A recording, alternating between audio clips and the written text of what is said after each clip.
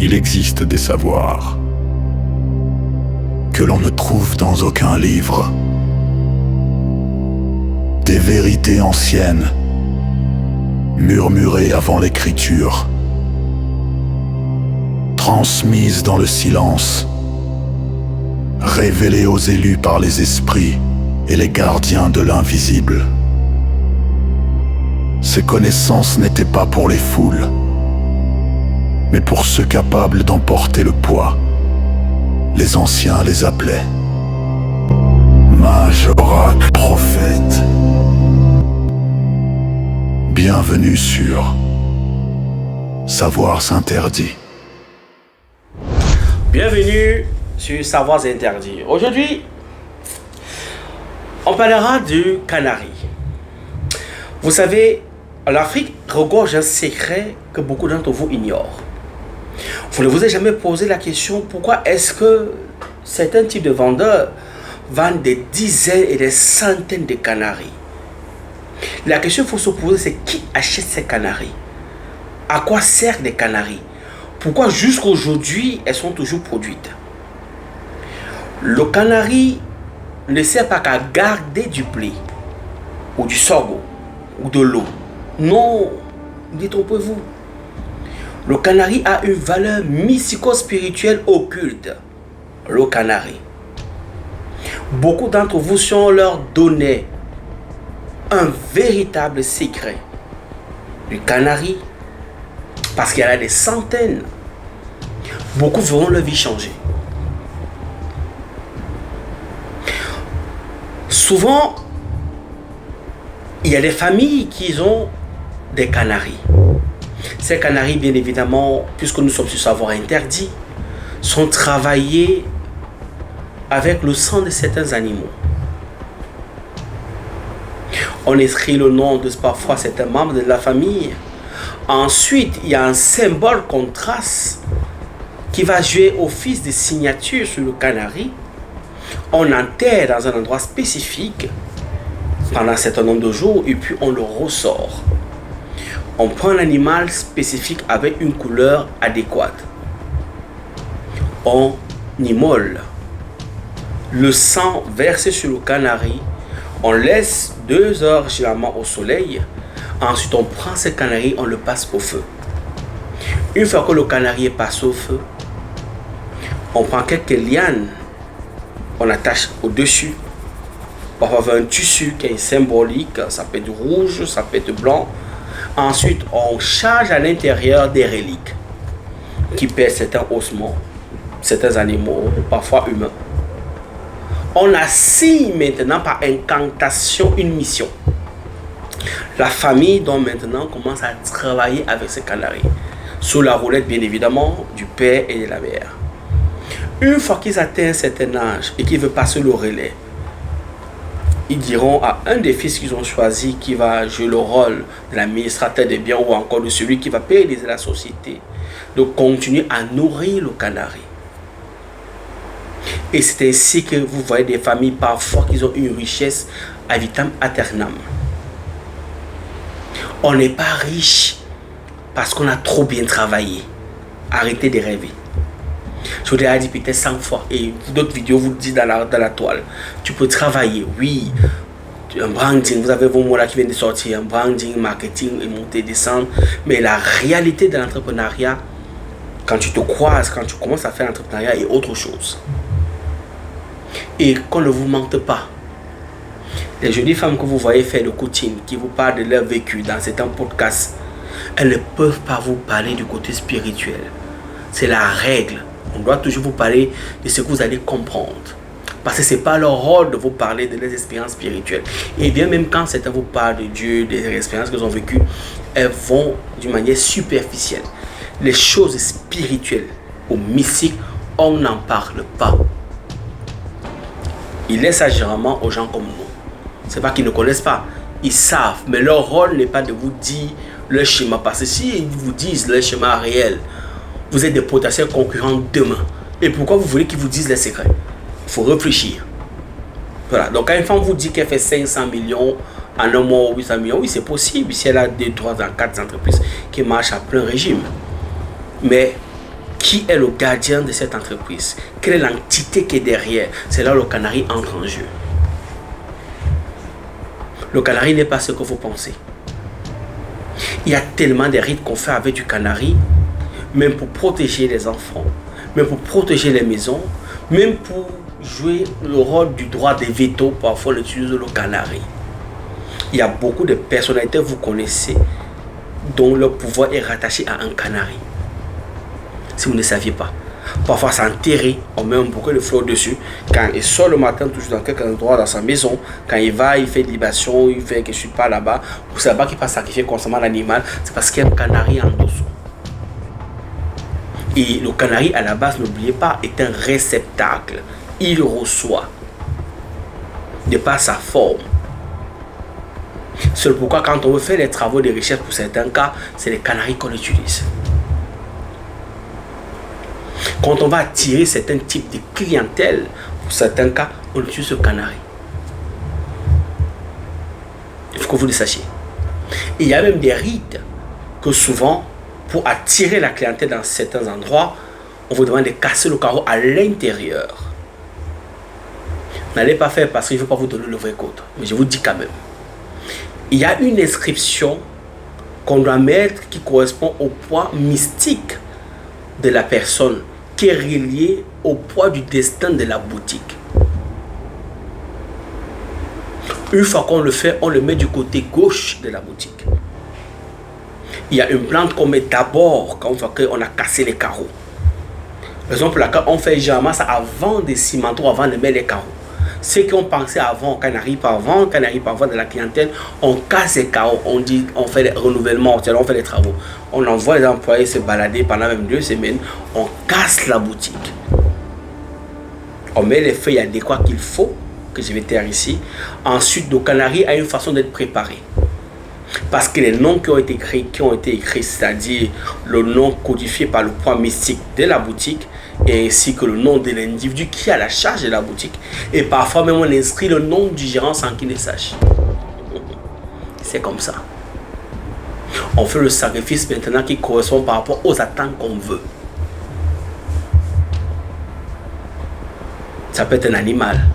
Ça peut être, voilà, le sang d'un sang. Sur mon regard. Une fois qu'on a animé le canari dans maintenant, il devient vivant. On enterre dans la boutique, dans les règles à une heure spécifique. Mais avant d'enterrer, généralement, la personne qui ira le canari passe au canari par le dos, pas par devant. Il passe par devant et on le fuit. Il y a un rite, on prend le canari, on passe par le dos. C'est le canari qui donne maintenant par le dos. Et dans ce dos, quand il passe au canari là, bien évidemment, il y a de l'eau. L'eau généralement qui est prise quelque part dans une forme d'eau spécifique. Il y a un type d'eau pour ça. Ça peut être l'eau de mer, ça peut être l'eau de rivière, ça peut être, mais c'est un type d'eau. Ça dépend. Une fois que tu connais l'eau là qui va donc maintenant, il passe donc par derrière sans que l'eau doit se verser. C'est très délicat cette technique. Le maître prend donc maintenant, il dépose à l'intérieur. On emballe avec certaines feuilles, on couvre avec certaines feuilles dessus. Avant de couvrir, on demande au monsieur de parler. Il y aura des graines qu'on va lui donner de parler. Il parlera, il jettera les graines en parlant. Le canari, il est là déjà, bien préparé. On fermera avec des feuilles, on remettra la terre et puis on fera le sacrifice maintenant. L'animal qui est attaché là, parfois 2, parfois 3. Ensuite, donc maintenant, on ferme donc maintenant et on met les carreaux, on recèle, comme s'il n'y avait rien. Aussi longtemps que l'eau restera dans ce canari là-bas en bas, tu fais le plein. Restaurant, hôtel, bar, boutique, magasin, peu importe. Succès total. Pourquoi? Le canari a déjà une charge spirituelle qui est codifiée sur le plan mystique et sur le poids du destin. Les deux font le macrocosme et le microcosme qui font un. Et qu'on ne te mente pas, tu as le succès dans ce dont tu vas entreprendre. L'eau de ces canaris peut diminuer parfois 5 ans ou 6 ans après. Après, tu renouvelles. D'autres même vont jusqu'à 10 ans. Quand tu vas te rendre compte que les cannes ne viennent plus comme avant, ça veut dire que l'eau a diminué. Parce que l'eau met du temps pour quitter le canari, ça peut faire des années. Et il y a un canari spécifique qu'on fait ce genre de travail. Si je prends un canari que je pense dans ma tête, tu vas venir trouver que tout est mouillé. Il n'y aura rien dedans. Donc le canari fait des bouts, vous ne pouvez même pas imaginer. Donc quand je vois parfois certaines femmes ou certains messieurs qui pleurent parfois, je n'arrive pas de clients, je n'arrive pas à travailler, je ne fais pas ci, je ne fais pas ci. Mais ils ne veulent pas investir pour faire certains travaux spirituels. Ils ne veulent pas débourser de l'argent. Mais tu restes. Tu vas toujours vendre d'une manière minime. Tu auras peut-être 2, 3, 4 clients. Et pour finir, comme d'habitude, vous vendez les fonds. Et puis quelqu'un d'autre vient prendre. Et puis vous voyez, il a le succès. Il y en a tellement. Le canari sert aussi pour rompre les liens. Pour briser, on va dire, les liens. Regardez cette vidéo.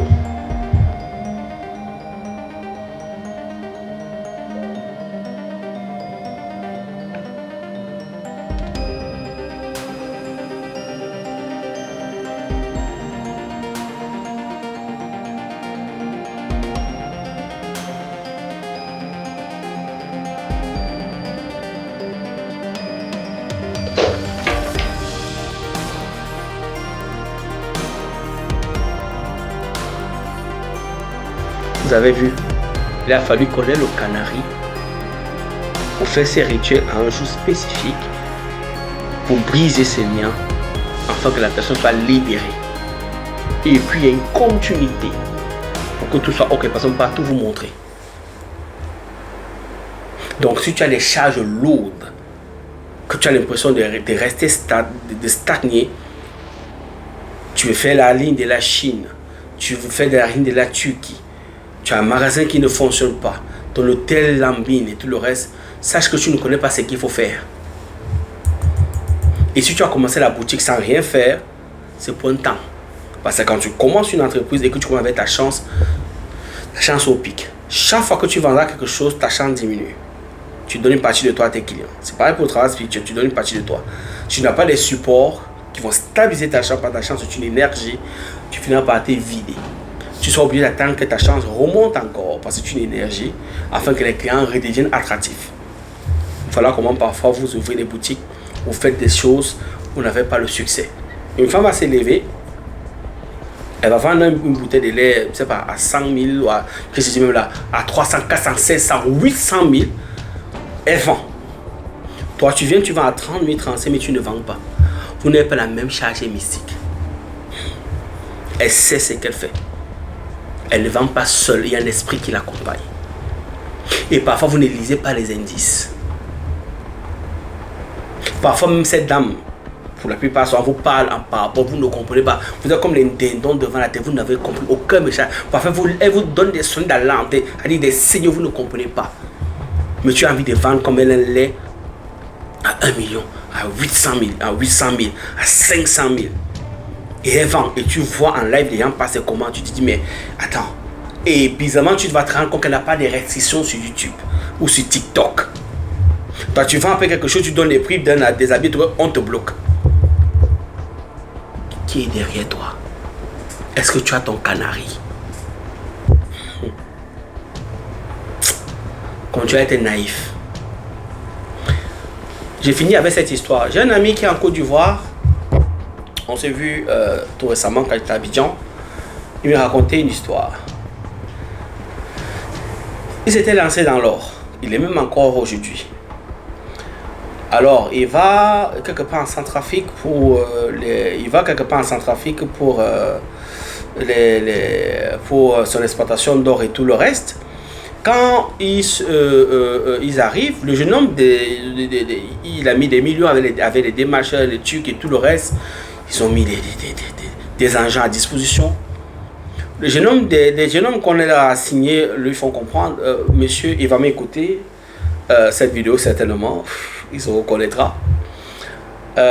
On dit, monsieur, il faut faire sacrifice. Il dit, non, je suis en Jésus, je ne veux pas les choses comme ça. Mon pasteur m'a dit, il était à cette époque, un fidèle, on va dire comme ça, d'un très grand pasteur de la Côte d'Ivoire, que vous connaissez. Le pasteur lui a dit non, il n'y a rien. Je crois qu'il avait donné, d'après ce qu'il m'a dit, il avait donné au pasteur dans les 5 millions. Le pasteur a fait une prière, etc. L'udontion. Le monsieur a creusé rien. Quand donc il donne l'enfant, c'est-à-dire les jeunes hommes qui ont travaillé le week-end, l'argent pour aller, parce qu'on paye son argent le week-end, le jeune homme décide donc de prendre une poule. Il va, il appelle le nom de sa grand-mère, il finit de parler, il molle la poule, il laisse la poule. Parce qu'il y a une façon d'immoler. La poule donc, se met à taper partout, elle se débat. Où elle est partie s'arrêter pour mourir définitivement. C'est là-bas qu'ils ont commencé à creuser. Ils ont tiré là-bas, je crois que c'était dans les 40 grammes, 40, 50 grammes d'or. Avec une poule. Lui, il a dépensé des centaines de millions. D'après ce qu'il dit, il n'avait même pas eu 10 grammes. La connaissance lui a manqué. Le garçon lui a dit qu'il y a une façon de faire les choses comme les Chinois font, il n'a pas écouté. Tu ne peux pas demander à Jésus de te donner l'or.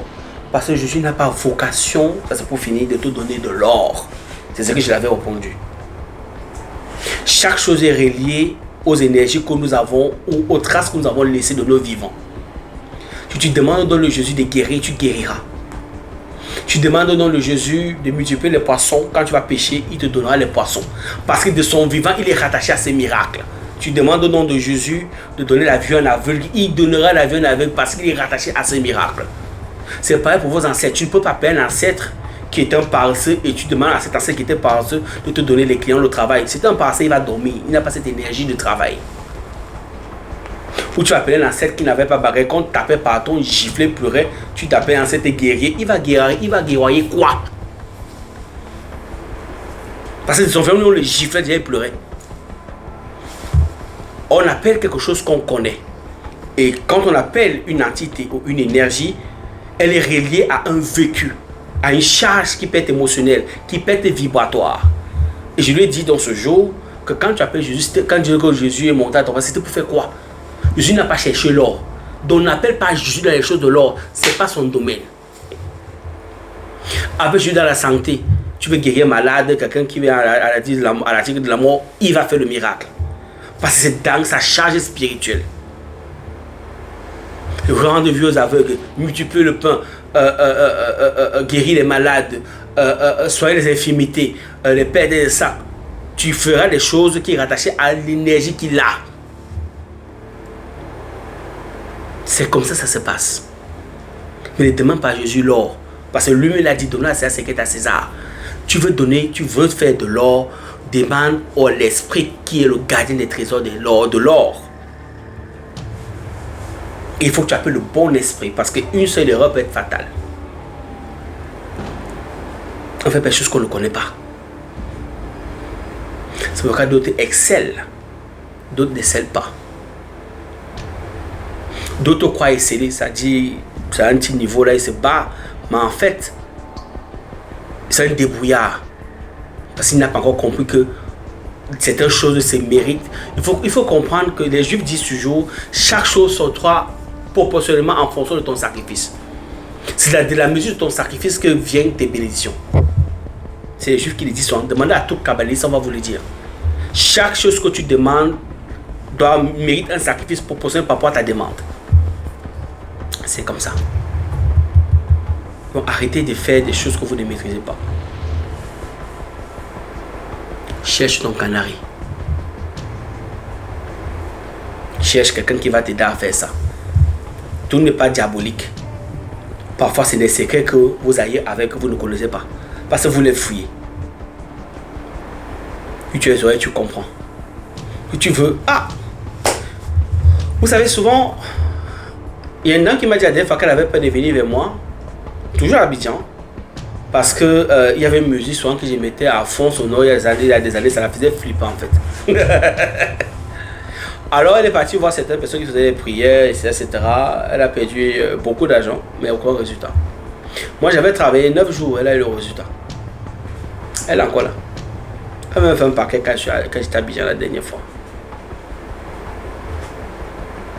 Parfois vous voulez les choses qui vont vous plaire, pas le regard. Vous aimez les faire placebo. Parfois, les placebo n'est pas ce que vous pensez. Arrêtez d'être naïf. C'était tout pour aujourd'hui. Un plaisir d'avoir passé ceci avec vous. C'était Romain depuis le 237 d'Oracle des Nations. À nous revoir pour un nouvel épisode de Savoirs Interdits.